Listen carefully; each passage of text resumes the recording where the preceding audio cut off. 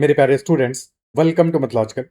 This is the 40th session of our CAT DILR 100 series. Start करते हैं एक और beautiful session. And if you not already subscribe तो channel को subscribe करना है, साथ में सेशन को भी लाइक कर देना। और बाकी जानते हो you can join Telegram channel as well अगर अब तक ज्वाइन नहीं किया है तो। So this is set for today, followed by 5 questions. So pause the video, attempt the set yourself first, then only watch the solution. So to read the caselet, 7 friends Arjun, Bhavna, Charu, Dev, Isha, Farhan, and Gautam work across 7 consulting firms: Acuity, Penbridge, Crestview, Davos, Eden, Focal, and Genesis. They are stationed in a distinct city among Bengaluru, Chennai, Delhi, Hyderabad, Kolkata, Mumbai, and Pune, and take their weekly off on a distinct day from Monday through Sunday. It is known that their name, firm, and city do not share the same initial letter.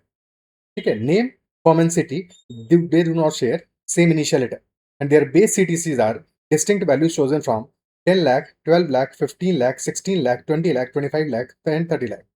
And their appraisal hike rates are different values chosen from 10%, 15%, 20%, 25%, 30%, 40%, and 50%. Resulting hike amount for each of them is an integral multiple of rupees 1 lakh. Very important point. Resulting hike amount due to this for each of them is an integral multiple of rupees 1 lakh. और फिर हमें conditions given है for Charu Dev and etc. Okay. तो first of all क्या क्या find out कर सकते हैं यहाँ से? एक इंपॉर्टेंट कंडीशन हमें मेंशन है कि their names, firms and cities do not share same initial letter. तो for someone whose name starts with A, ठीक है, the firm can not be starting, firm name can not be starting with A. ठीक है, similarly ए से अगर कोई city start हो रहा होगा तो फिर वहां पे वो बिलोंग नहीं करेगा. तो those are the conditions, those are the constraints. Additionally, CTCs are given up 10 lakh, 12 lakh, 15, 16, 28, 25, and 30. So these are the possible values: 10, 12, 15, 16, 20, 25, and 30 lakhs. ठीक है, all values are in lakhs. And respective hike percentages are not respective hike percentages. ठीक है, those are 10%, 12%, 15%, 20, 12% नहीं, 10%, 15%. एक second, इसको freshly लिखते हैं, अलग लिखते हैं. 10%, 15%, 20%, 30%, 25% एंड 40% एंड 50%. अब इंपॉर्टेंट बात यह है कि resulting hike amounts should be in integral multiple of rupees 1 lakh. So for example, for 10 lakh, if we take 10%, तब तो कोई प्रॉब्लम नहीं. 10% क्या है हमारा, दैट विल 1 लाख. 15% लेंगे तो दैट विल 1.5 लाख. सो 15% वाला केस डेफिनेटली 10 लाख में के केस में हाइक नहीं मिला होगा, बिकॉज इन दैट केस फिर हमारा इंटीग्रल मल्टीपल ऑफ 1 लाख नहीं आएगा. तो 10 लाख के केस में 10% could be a possibility, 20% could be a possibility, 30%, 40%, 50%. So hike percentage could be 10, 20, 30, 40 or 50 for 10 lakh. These are the possible cases. Okay. For 12 lakhs, 10% will be 1.2 lakhs, 15% will be 1.8 lakhs. So definitely these are not possible. So 20%, 2.4, 25% will be 3 lakhs. So 25% is the first possibility. और similarly फिर 25 का multiple हो सकता है. ठीक है, 30% पे again हमारा इंटीग्रल मल्टीपल ऑफ 1 लाख नहीं आएगा, तो 30 नहीं पॉसिबल होगा, 40 नहीं होगा, 25 और 50.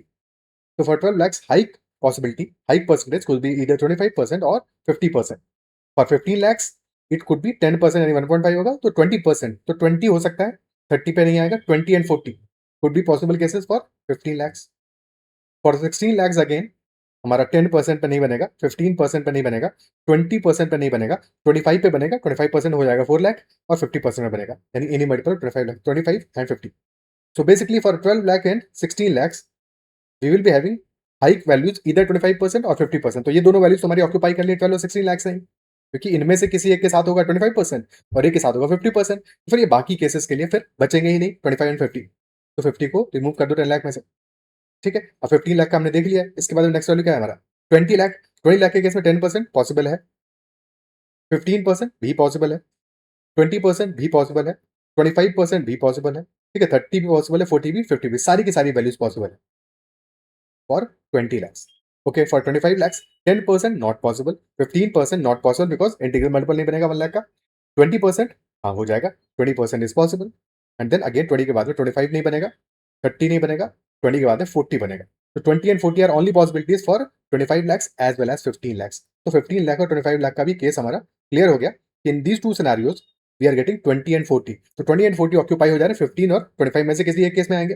तो 2040 फिर हमारे पॉसिबल नहीं होंगे फॉर 10 lakhs और neither they will be possible for 20 lakhs because ये दोनों ऑक्यूपाइड हो गए। ठीक है, अब बात करते हैं लास्ट वैल्यू 30 lakhs की। तो for 30 lakhs we can have 10%, 10% हो सकता है, ठीक है, या फिर 20% हो सकता है, या फिर 30%। 20 तो पहले ऑक्यूपाई हो गया, 10% बचा है और 30% हो सकता है। 20 भी ऑक्यूपाई हो गया था, क्या क्या बचे थे हमारे, 10 बचा है, 15 हो गया है, 20 ऑक्यूपाई हो गया है, 15 अभी ऑक्यूपाई नहीं हुआ है, 15 भी पॉसिबल है, and then 20 is occupied because 20 40 तो आ जाएंगे, 15 25, 25 भी आ चुका है, 30 नहीं आया अभी तो 30 पॉसिबल है, 40 ऑक्यूपाइड हो चुका है, 20 40 तो आ जाएंगे, 15 25 है, और फिर बचा है 50 50 भी ऑक्यूपाइड हो चुका है। तो 10 30 और 15 are the possible cases for 30 lakhs। 10 lakhs के लिए होंगे 10 और 30, और for 20 lakhs we have 10 15 and 30। ठीक है, अच्छा 30 लाख में 15 नहीं आएगा, 15 नहीं आएगा because that will be 4.5 lakhs। तो 15% बेसिकली सिर्फ और सिर्फ एक ही वैल्यू के लिए बचा है, सो दैट इज 20 lakhs। तो 20 लाख के लिए केस फाइनलाइज हो गया, that must B 15%।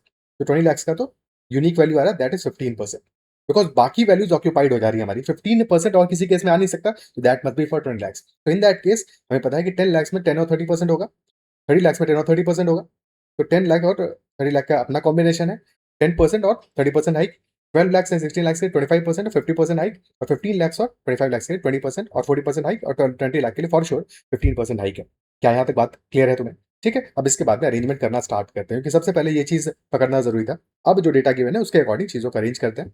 So names रखते हैं पहले, कॉलम्स हमने साइड साइड ड्रॉ कर लिया पहले से ही, बिकॉज अदरवाइज फिर वो हॉच पॉच हो जाता है थोड़ा सा। तो names of friends are followed by firm name where they are working, followed by city name where they are placed, followed by their CTC, base CTC or starting CTC, then hike percentage. Okay, so name mention कर लेते हैं ABCDEFG, Arjun, Bhavna, Charu, Dev, Isha, Farhan and Gautam, ABCDEFG। ठीक है, then mention है Charu works at Genesis, firm for Charu that is Genesis. और हमें ध्यान क्या रखना है कि name, firm and city names they can not start with the same initial letter. तो Charu is working at Genesis and takes her off day on Sunday. अरे of day भी तो था,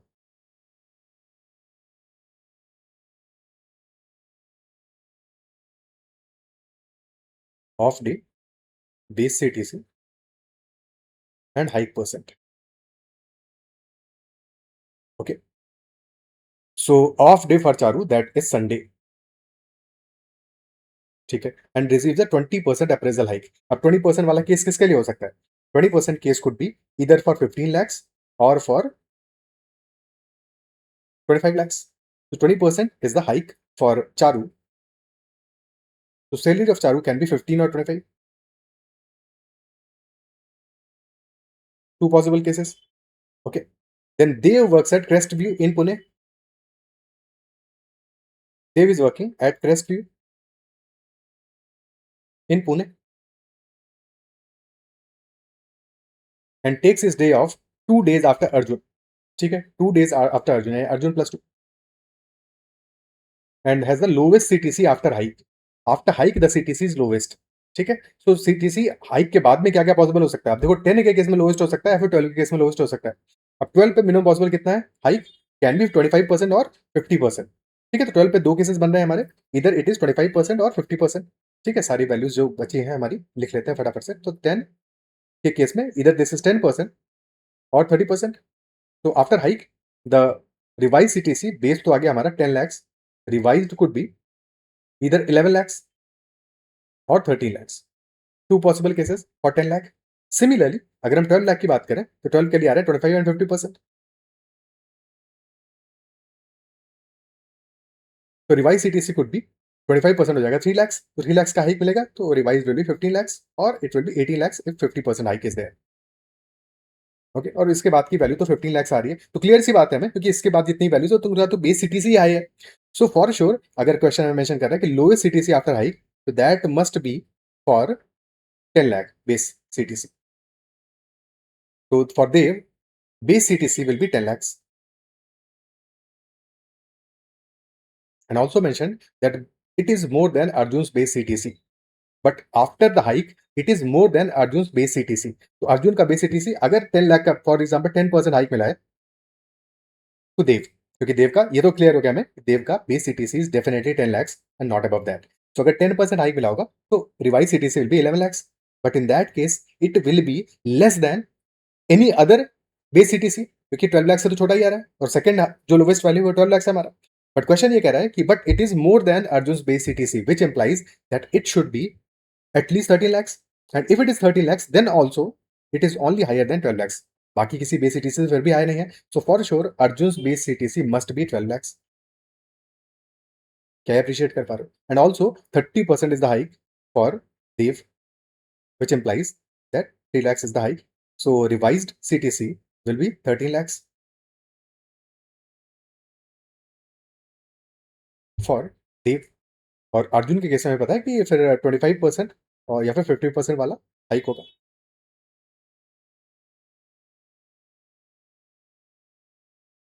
ठीक है, ये हमने लिखा है हाइक परसेंटेज और ये हमारे हैं बेस सैलरी 15 लाख और 25 लाख. ओके, आगे की कहानी देखते हैं. सो ठीक है, Arjun is posted in Kolkata and has his weekly off on Monday. And Arjun +2 यानी कि वेडनेसडे को देव का वीकली ऑफ होगा 2 days after Arjun, so must be on Wednesday. And hike in CTC is same for Arjun and Gautam. Okay, same for Arjun and Gautam, इसको बाद में देखेंगे, अभी फिलहाल के लिए चेक कर लेते हैं इसको. Consultant stationed in Chennai works at Davos receives lowest appraisal hike rate. Appraisal hike rate is lowest, यानी कि 10% अप्रेजल हाइक रेट मिलेगा. और 10% पॉसिबिलिटी किसके लिए हो सकता है? 10 लाख के लिए हो सकता है, बट 10 लाख तो ऑक्यूपाइड हो गया. 10 लाख का 30% है, तो 10 लाख का 10 और 30 हो सकता था, या फिर 30 lakhs का. तो लोवेस्ट अप्रेजल हाइक रेट और 10% was possible only for 10 lakhs और 30 lakhs. तो डेफिनेटली 30 lakhs वाले केस में होगा. तो 30 lakhs must be the salary for consultant working in Chennai. तो Davos Chennai 30 lakhs and 10%, this is the combination. अब ये कहाँ पे आएगा अभी नहीं पता हमको, इसको बाद में फिल करेंगे. ठीक है, और फिर takes weekly off on Friday. तो weekly off is on Friday for this person. And exactly 1 day after the consultant in Mumbai who works at Eden. So consultant working in Eden who works in Mumbai and 1 day after, यानी कि weekly off for that consultant is Thursday. These are the 2 values which we can fill. अभी ये कहाँ पे fill हो सकता है? अब देखो, ए का तो डेटा ऑलरेडी हमने कोलकाता मंडे डाला हुआ, तो ए में पॉसिबल नहीं है. बी में पॉसिबल हो सकता है, बिकॉज बी से कुछ भी कोई लेटर तो मैच नहीं कर रहा है, नहीं कर रहा है. तो बी में पॉसिबल हो सकता है फिलहाल के लिए. It could be in B. तो दावोस वाला केस भी और एडन वाला केस भी. और फिर EFG में भी अभी फिल नहीं किया, तो वहां पे भी पॉसिबल केसेस बन सकते हैं. अच्छा, ई वाले केस में एडन नहीं आएगा, बिकॉज ई आ रहा है वहां पे ऑब्वियसली. और बाकी तो चलेगा अभी, आगे फिर फिलअप करते हैं. सो भावना वर्क्स एट फोकल. अच्छा, भावना के केस में ही फोकल आ गया, फर्म आ रहा है, तो भावना के केस में पॉसिबल नहीं होगा ये. तो EFG हो सकता है अभी भी. Bhavna works at Focal and receives a 15% appraisal hike rate. Okay, 15% यानी कि सैलरी क्या हो सकता है? 15% is for 20 lakhs. So for sure salary for Bhavna is 20 lakhs. तो हाइक होगा 3 lakhs का और revised CTC will be 23 lakhs. While Gotham is posted in Delhi, Gautam is posted in Delhi. और गौतम का पोस्टिंग दिल्ली में है, यानी कि क्लियरली ये जो वैल्यूज हमारी बची हैं, दावोस चेन्नई वाला और एडन मुंबई वाला, ये केसेस हमारे ई और एफ में ही आएंगे. ई और एफ में से किसी एक में आएंगे, क्योंकि बाकी सारे केसेस ऑक्यूपाइड हो गए हमारे. और ई और एफ में भी बताया क्योंकि one of the consultants is working in Aden. So Aden में वर्क कर रहा है, स्टार्ट हो रहा है ई से, तो वो ई के साथ में, यानी कि ईशा के केस में अप्लाई नहीं करेगा, क्योंकि सेम इनिशियल लेटर हो जाएगा. तो एडन वाला केस आएगा हमारा फॉर एफ फॉर फरहान. तो Farhan is working in Eden and Mumbai and Thursday. And for Isha, Davos, working in Davos, Chennai, and salary for Isha is 30 lakhs. The 10% is the hike.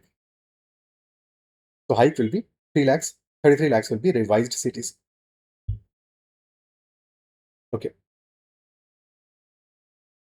ठीक है, अब हमारी 2 ही फर्म्स बची हैं. कौन कौन सी बची हैं? फोकल, जेन. सो CDEFG हो गया, ए और बी बचा है.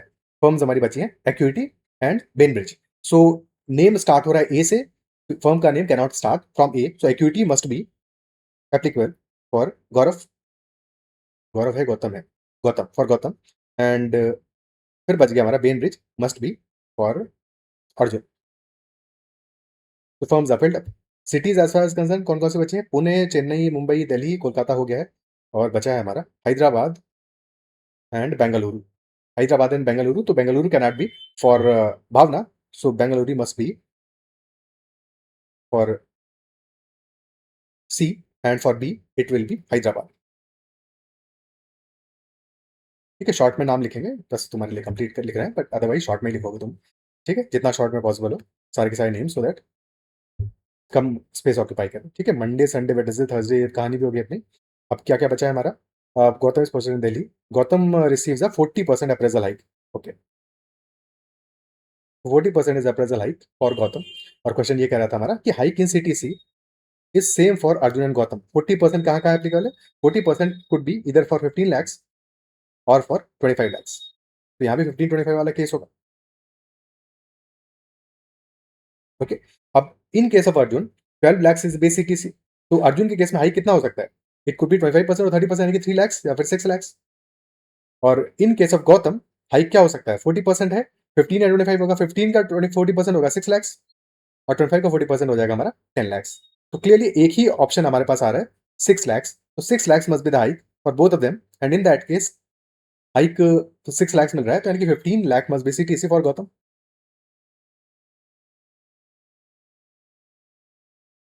6 lakhs हाइक, तो 21 lakhs will be revise CTC, और 6 lakhs is the hike for Arjun as well, so 50% must be the hike, और 18 lakhs will be revise CTC. Okay, अब क्या क्या बच गया हमारे पास? 50% हो गया। अगर इस केस में 25% कहाँ के लिए बचा होगा फिर? 25, 50 दो बचे थे हमारे, और सिमिलरली यहाँ पे हमारा ऑक्यूपाइड हो गया क्या? 40% तो था ही। ठीक है, 20% वाले केस में क्या आएगा हमारा? 25 लाख सैलरी आएगी for C, for Charu. 25 lakhs, 20% will be 5 lakhs, तो 30 lakhs will be revise CTC. अब एक वैल्यू बचा है हमारे पास, वहां पे सैलरी क्या आएगा? 10 हो गया, 16 बचा है, 16 lakhs will B salary for Eden.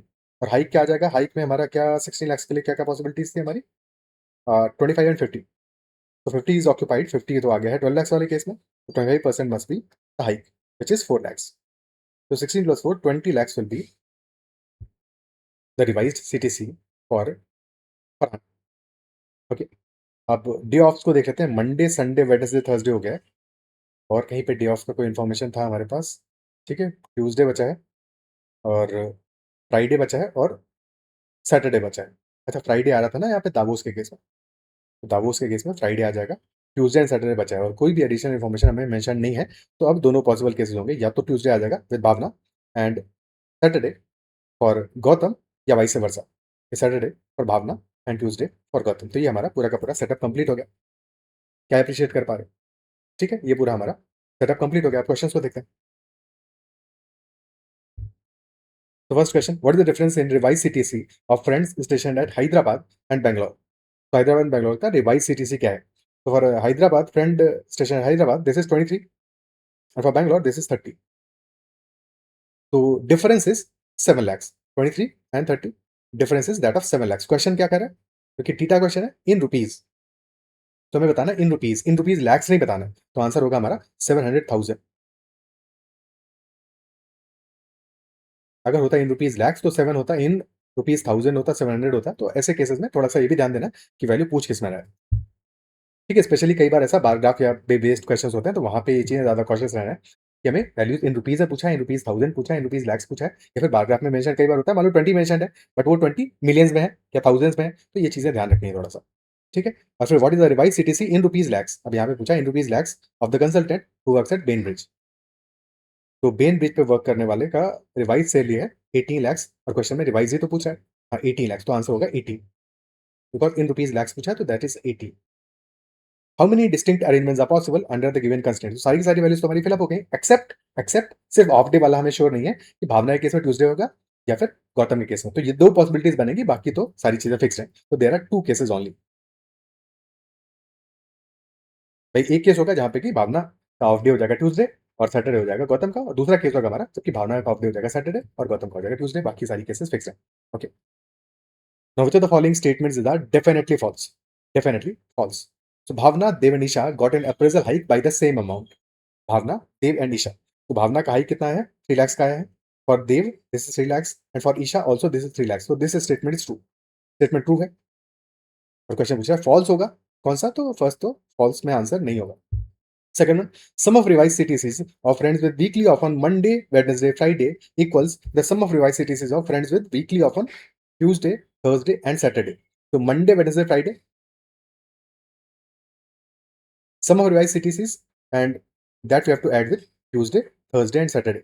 अच्छा, हमें Tuesday, Saturday तो फिक्स नहीं है, बट ये पता है कि वहाँ पे Tuesday और Saturday जो है ये साथ में ही आएंगे, क्योंकि इन्हीं दोनों में हमारा मामला फंसा है, तो दोनों साथ में ही आएंगे. तो एक CTC हमारा हो जाएगा Tuesday का, एक हो जाएगा Saturday का. ठीक है, तो हमें एडिशन तो मिल ही जाएगा, सम तो मिल ही जाएगा, बिना एग्जैक्टली फाइंड आउट किए कि ट्यूसडे किसका वीकली ऑफ है और सैटरडे किसका वीकली ऑफ है. मंडे, वेडनेसडे और फ्राइडे का सम क्या आएगा? मंडे के लिए 18 lakhs, वेडनेसडे के लिए 13 lakhs, फ्राइडे 33, 18, 13, 33. तो दिस इज 31 पर 33, that is 64 lakhs. Revise CTC पूछा है. ठीक है, और फिर ट्यूसडे, थर्सडे, सैटरडे का वैल्यू आ जाएगा हमारा 23 and 20 and 21. 23 plus 20 plus 21 which is also equal to 64 lakhs. तो yes, these are also equal. बिल्कुल ट्रू स्टेटमेंट है, और क्योंकि स्टेटमेंट ट्रू है हमारा, तो फॉल्स तो नहीं है. तो first and second both are true and hence not false. Option D will be the answer, that neither is false. Both are correct. Okay. Now last question. When revise CTCs of all the friends were arranged, median value comes out to be rupees x lakhs. Revise CTCs का हमें arrangement करना है, तो median value comes out to be rupees x lakhs. तो what is the value of x? तो revise सीटीसीज हमारे क्या है? मिनिमम वैल्यू क्या है हमारा? मिनिमम आया 13 आया मिनिमम, 13, देन 18, 20, 21. 13, 18, 20, 21. ठीक है, सारी वैल्यूज को लिखना जरूरी है, क्योंकि कभी कभी ऐसे में हो सकता है कि ज्यादा वैल्यूज हो और स्किप हो जाए कोई वैल्यू, तो जब सारी लिखोगे तो आइडेंटिफाई कर पाओगे. ठीक है, 21 के बाद में 23, 30 एंड 33. 23, 30 एंड 33. तो मिडिल वैल्यू हमारा क्या आ रहा है? मिडिल वैल्यू आ रहा है 21, and this must be the median. 21 lakhs. 21 will be the answer, because question में पूछा rupees x lakhs. 21 will be our answer for this question. क्या ये बात क्लियर है? ठीक है, सो बढ़िया सेट था. अच्छा, एक और क्वेश्चन करते हैं अभी इसमें. एज सच उस क्वेश्चन की जरूरत नहीं थी, बट फिर भी कुछ चीजें समझने के लिए कि गलतियां हो सकती हैं हमसे, क्योंकि ऐसे क्वेश्चन में देखो हो क्या रहा है यहाँ पे, वीकली ऑफ की बात कर रहे हैं. ठीक है, तो कभी कभी ऐसा कोई सेट अरेंजमेंट का आ सकता है जहाँ पे कि वीकली ऑफ की बात करें, और वीकली ऑफ क्या होंगे? साइक्लिक होंगे. जैसे फॉर एग्जाम्पल कि for Arjun weekly off is on Monday. ठीक है, और फॉर कहाँ बच गया हमारा? Charu. For Charu weekly off is on Sunday. ठीक है, तो चारू के लिए वीकली ऑफ संडे को है, अर्जुन के लिए मंडे को है, यानी कि जस्ट नेक्स्ट डे है संडे मंडे. तो संडे मंडे दीज डेज तो हमारे साइक्लिक है. ठीक है, ऐसा तो नहीं हो रहा है कि उसने छुट्टी लिया है किसी पर्टिकुलर वीक में, क्योंकि अगर किसी पर्टिकुलर वीक में छुट्टियां होती है, मान लो छुट्टियां होती लगातार फॉर 7 days के लिए, 10 जनवरी, 11 जनवरी, 12 जनवरी, 10 से 16 तक की छुट्टियां होती, तो वहां पे चीजें साइक्लिक नहीं है. डेज वहां पे भी आएंगे मंडे से लेकर संडे तक. ठीक है, मंडे से संडे तक डेज वहां पे भी आएंगे, क्योंकि लगातार 7 कॉन्स्टिट्यूट डेज है, बट वहां पे साइक्लिसिटी नहीं है, क्योंकि इवन इफ 16 को संडे हो, इवन इफ 16 जैन को संडे हो, तो उसके बाद का जो मंडे आएगा उस दिन ऑफ नहीं लिया है किसी पर्सन ने, 10 को लिया है जो मंडे है. ठीक है, सो यहाँ पे समझने वाली बात है, बट इस केस में ऑफ डेज जो है ये साइक्लिक है, ये साइक्लिक है. तो यहाँ पे ऐसा कॉम्बिनेशन हो सकता है कि जो एक मंडे आएगा हमारा, भाई मंडे स्टार्ट में भी आएगा वीक के, और मंडे संडे के बाद में भी आएगा, तो यहाँ पे पूरा साइक्लिसिटी चलेगा. सिमिलरली कभी हो सकता है क्वेश्चन आए कि शेड्यूल फिक्स करना हो हमें टीचर्स का. ठीक है, तो वहां पे भी सेम साइक्लिसिटी अप्लाई होगा. ठीक है, कि ऐसा हो सकता है कि तुम अगर सोचो कि कॉम्बिनेशन बना रहे हो कि है कि दो, फॉर एग्जांपल दो टीचर्स हैं, एक है अल्फा एक है बीटा, तो अल्फा और बीटा के लिए क्वेश्चन ये कहे कि उनका जो क्लासेस हैं they are on 2 consecutive days, और मंडे से संडे तक की बात करें, तो वहां पे संडे मंडे भी पॉसिबिलिटी हो सकता है कि संडे पहले वाले का क्लास हो और मंडे दूसरे वाले का क्लास हो. That is also possibility. ये नहीं सोचना है कि मंडे ट्यूसडे होगा, ट्यूसडे वेडनेसडे होगा, तो तुम इस तरह से कॉम्बिनेशन सारी तरह तो ले लोगे फ्राइडे सैटरडे तक, बट वहां पे सैटरडे संडे भी ले लोगे, संडे मंडे को भी लेना है कॉम्बिनेशन, कि वो भी एक पॉसिबल केस हो सकता है, क्योंकि दो कॉन्स्टिट्यूट डेज में है, तो पहले वाले के संडे को दूसरे वाले का मंडे को, क्योंकि यहाँ पे चीजें साइक्लिक है. जहां पे भी साइक्लिक होंगी वहां पे इस तरह से लेना है, जहां साइक्लिक नहीं होगा वहां मामला अलग हो जाएगा. ठीक है, तो ये एक बेसिक बात है जो समझ में आनी चाहिए. अब इस पे बेस्ड एक मतलब ऐसा नॉट एग्जैक्टली, बट ये बात भी समझाना जरूरी था, तो एक क्वेश्चन लिया है मैंने सिंपल सा. In how many ways a group of 2 friends can be formed such that they do not have their weekly offs on consecutive days of the week? तो किस तरह से हम ऐसे ग्रुप्स को ले सकते हैं? ठीक है, कितने कॉम्बिनेशन हो सकता है? हमें ये तो ट्यूसडे सैटरडे को नहीं पता है, बट उसको भूल जाओ. ठीक है, हमें पता है कि देयर आर डेफिनेटली फ्रेंड्स. भाई एक का मंडे को होगा, एक का ट्यूसडे को होगा, then Wednesday, Thursday, Friday, Saturday and Sunday. अब हमें दो फ्रेंड्स चूज करने हैं so that their weekly offs do not fall on consecutive days. ठीक है? कॉन्सेक्यूटिव डेज़ पे नहीं होने चाहिए। तो एक तरीका ये हो सकता है, सिंपल यहाँ पे पीएनसी अप्लाई कर दो कि 7 डेज़ हैं, 7 में से कोई भी 2 डेज़ चूज़ कर लो, 7 से 2 और फिर सब्ट्रैक्ट कर दो वो cases when days are consecutive. When days are consecutive, उस वाले केस को सब्ट्रैक्ट कर दो। तो कब-कब कॉन्सेक्यूटिव होंगे? भाई मंडे, ट्यूसडे हो सकता है। भाई 7 कॉम्बिनेशन बनेंगे सही से Monday, Tuesday, Tuesday, Wednesday, Wednesday, Thursday, Thursday, Friday, Friday, Saturday या फिर सैटरडे, संडे और या फिर संडे, मंडे। ये लास्ट वाला भी ध्यान रखना है बस, यही एक इंपॉर्टेंट बात थी। ठीक है? कि ये भी ध्यान रखना है, लास्ट वाला भी हो सकता है। तो 7 केसेस होंगे, सब्ट्रैक्ट कर दोगे 7, 7 से 2 में से 7 से 2 आ जाएगा हमारा 21, 7 इंटू 6 बाय 2 21 माइनस 7 देखिए 14 केसेस बनेंगे। ओके। दूसरा मेथड सोचने का ये हो सकता है कि 7 डेज़ है इन टोटल। अब हमें क्या चाहिए यहाँ पे? हमें ये चाहिए कि कॉन्सेक्यूटिव डेज़ नहीं होने चाहिए। ठीक है? कॉन्सेक्यूटिव डेज़ नहीं होने चाहिए। तो अगर फॉर एग्जांपल हमने ट्यूसडे लिया, अब एक कोई फ्रेंड है जिसका ट्यूसडे को पड़ रहा है वीकली ऑफ, उसको हमने चूज़ किया। तो अब सेकंड पर्सन क्या होगा? मंडे नहीं हो सकता और वेडनेसडे नहीं हो सकता। बाकी 4 डेज़ अलाउड होंगे। यानी कि ट्यूसडे के साथ में 4 पॉसिबिलिटीज़ बनेगी। सिमिलरली वेडनेसडे के साथ में 4 पॉसिबिलिटीज़ बनेंगी। तो सारे डेज़ के 4 पॉसिबिलिटीज़ बनेंगे और 7 डेज़ है टोटल। तो 7 इंटू 4 ये पॉसिबिलिटीज़ होंगी टोटल। बट ध्यान ये देना है कि यहाँ पे डबल काउंटिंग होगा। हर एक केस 2 बार काउंट होगा। भाई एक बार ट्यूसडे लिया तो ट्यूसडे फ्राइडे वाला मान लो तूने 2 पर्सन चूज़ किया। एक का वीकली ऑफ ट्यूसडे को, एक का फ्राइडे को है। तो एक बार जब ट्यूसडे चूज़ करोगे, फ्राइडे वाला भी चूज़ करोगे और एक बार होगा जब फ्राइडे वाले को चूज़ करोगे, तो ट्यूसडे तब भी चूज़ होगा। यानी कि डिवाइड बाय 2 करोगे यहाँ पे। सब केसेस में डबल काउंटिंग होगा। हमारा आंसर आएगा 14। एक मेथड ये होगा, एक मेथड ये होगा, दोनों बातें समझ में आनी चाहिए, ठीक है? सो ये हमारा हो गया पूरा कंप्लीट क्लियर सेट और यहाँ पे जो एक नुआंस था, जो पर्टिकुलर ऐसे केसेस में हमें समझ में आना चाहिए, वो भी हमने डिस्कस कर लिया। तो इतना ही रखते हैं सेशन में, आई बिलीव जो भी बात डिस्कस की सारी चीज़ें समझ में आई होंगी और फिर भी कहीं भी डाउट रहता है, कमेंट ज़रूर मेंशन करना। अपना फीडबैक भी देना और बताना कि कैसा लगा तुम्हें ये सेट और क्या आप नेट पे हैंडल कर पाए थे, कुछ गलतियाँ हुई तुमसे, ठीक है? चलो इतना ही रखते हैं सेशन में और आई बिलीव कि सेशन में मज़ा आया होगा, चीज़ें सीखने को मिली होंगी और फिर भी कोई डाउट रहता है, तो ज़रूर मेंशन करना। That's all for this session, bye bye, take care and keep learning.